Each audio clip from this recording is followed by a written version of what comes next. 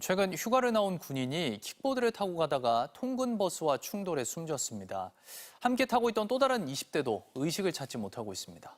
요즘은 전동 킥보드로 고개 운전을 하는 10대 폭주족들이 도로 위를 무법천지로 만들고 있습니다. 경기 고양시 일산호수공원에서 산책하던 60대 부부가 전동 킥보드에 치여 아내가 안타깝게도 사망한 사건이 뒤늦게 알려졌습니다.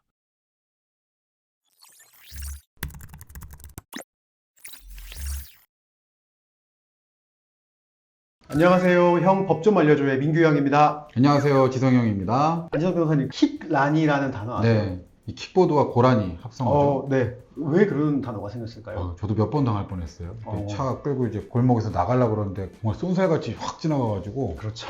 사람은 이제 이동 속도가 보이니까 네. 방어를 해서 그런데 와, 킥란이들은 너무 빨라가지고 깜짝 놀랐었습니다. 지방에 국도 운전하다 보면 이제 고라니가 앞에 쏜살같이 핑 지나가가지고 이제 로드킬 경험을 하실 뻔한 분들이 많이 있을 텐데 그 고라니와 킥보드가 합쳐져가지고 킥란이라는 신조어가 생겼습니다. 인도, 차도 가릴 것 없이 킥보드가 요새 휙휙 달려가지고 문제가 되고 있는데 결국 사고가 발생했어요. 네. 킥란이 자체가 문제가 되는 또 가장 큰 이유는 면허가 없는 미성년자 학생들이 사실 운전 경험도 없어서 좀 운전에 맞아요. 미숙한 맞아요. 그런 학생들이 이 킥보드를 타다가 사고가 나는 경우들이 상당히 많아서 문제였는데 맞습니다. 정확히 지금 그 딱 우려되던 그 사건 사고가 발생을 했습니다. 맞아요.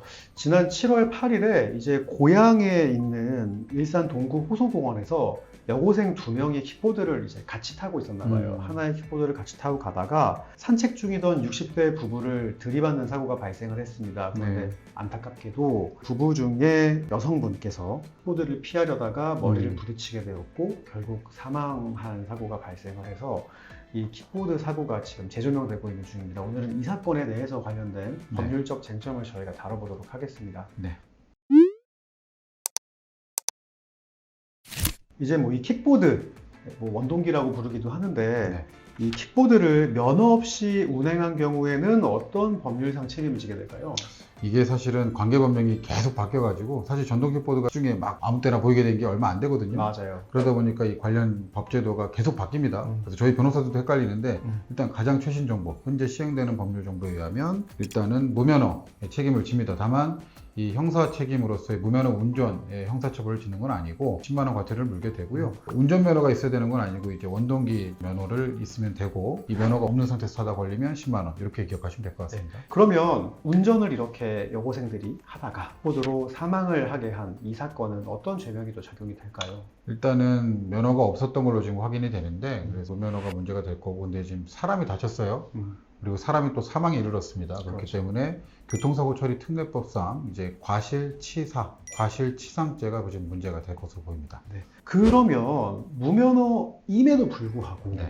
어떻게 이렇게 미성년자들이 킥보드를 대여할 수 있는 걸까요? 이거에 대한 문제도 저희가 짚어봐야 될 것 같은데 2021년 법이 개정되기 이전에는 미성년자들도 면허가 없어도 이 원동기를 대여할 수 있었어요. 네. 근데 지금은 면허가 있어야 되고 이 어플리케이션에 들어가 보면 개인정보를 이제 집어넣어가지고 어플리케이션을 사용할 수 있는 절차를 밟아야 되는데 운전면허가 있는지 없는지에 대한 부분을 그냥 넘어갈 수 있다고 해요. 그래서 운전면허가 있으면 그거를 사진으로 찍어가지고 이렇게 올려도 되고 네. 다만 지금 당장 하기 어려우면 나중에 하기 아. 이런 식의 버튼을 누르면 운전면허를 올리는 절차가 생략되고 해당 앱에 가입이 돼서 그 앱에다가 결제할 수 있는 신용카드만 정보만 입력해 놓으면 결제하고 이 킥보드를 탈 수 있는 거죠.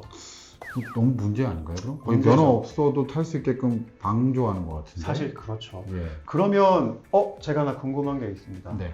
이 킥보드를 운영하는 업체에다가는 법적 책임을 물을 수 없을까요? 사실은 뭐 우리가 렌트카를 이용한 범죄에 있어서 렌트카 업체에 그 책임을 물을 수 없듯이 원칙적으로는 책임을 못 묻는 게 맞는 것 같습니다.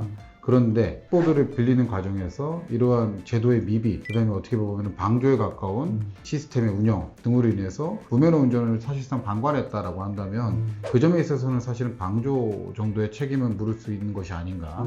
다만 이제 그로 인해서 사망사고까지 발생한 것에 대한 책임까지는 너무 가혹한 것이고 네. 다만 이제 무면허 행위에 대해서는 방조의 책임 정도는 묻게 하는 것이 적정해 보이는데 무엇보다 시급한 것은 사실 방금 박민규 변호사님이 말씀하신 것처럼 편법이거든요. 이 그렇죠. 단기적인 이익 확보만을 위해서 그렇죠. 면허증 나중에 줘도 된다라고 지금 해놓고 있으면 사실상 무면허 운전 방관하는 거기 때문에 이런 부분에서 즉각적인 네. 시정이 좀 이루어져야 되고 제가 계속 이런 식으로 방관화 운영을 한다라고 한다면 뭐 과태료라든가 어떤 다른 제재를 가하는 것도 검토가 필요할 것으로 보입니다. 저도 굉장히 공감하는데요. 운전면허증을 꼭 의무적으로 받아야만 되는 건 아닙니다. 업체 입장에서. 그렇기 때문에 그들이 위법한 행위를 저질렀다고 보기는 어려우나 결국 그러한 일들 때문에 면허가 없는 고등학생, 중학생들이 킥보드를 운행하면서 기본적인 도로교통법에 대한 이 교육을 받은 적도 없고 막 아무렇게나 해치고 다니는 거거든요.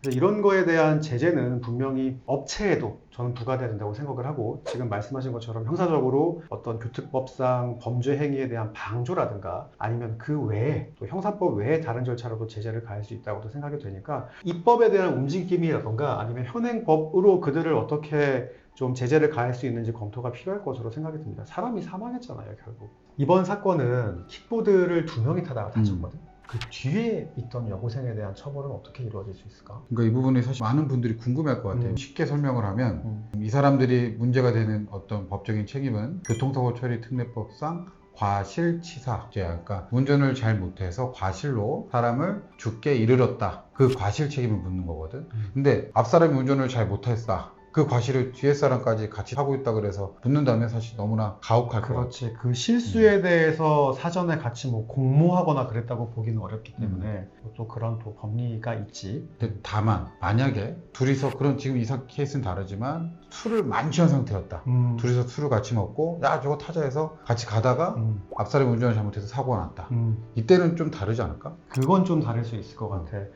내가 전에 다룬 사건 중에 술 먹고 운전하다가 다른 사람을 치여가지고 사망하게 한 사건이 있었고 거기도 옆에 이제 조수석에 사람이 타고 있었거든. 근데 그 사건은 그 검찰에서 법원에다가 기소를 하면서 공소장을 작성할 때 2명을 위험운전치사죄의 공동정범, 공범이라고 봤었어. 물론 고의로 사람을 친 건 아니었겠지. 실수로 운전자가 사람을 쳤지만 술을 먹었다라는 행위. 둘이서 같이 먹었으니까. 같이 먹었으니까. 같이 먹어서 이런 위험한 상태를 그치. 공동으로 야기를 했으니까 공동으로 너는 야기했으니. 공범이다.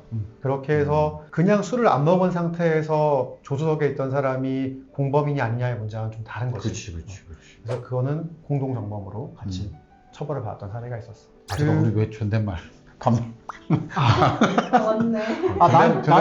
나한테 얘기한 거니까 뭐 반말로 한 걸로 하죠. 구독자분들에게 저희는 존댓말을 이제 쓰고 있습니다. 존댓말. 죄송합니다. 자, 인사하세요. 감사합니다.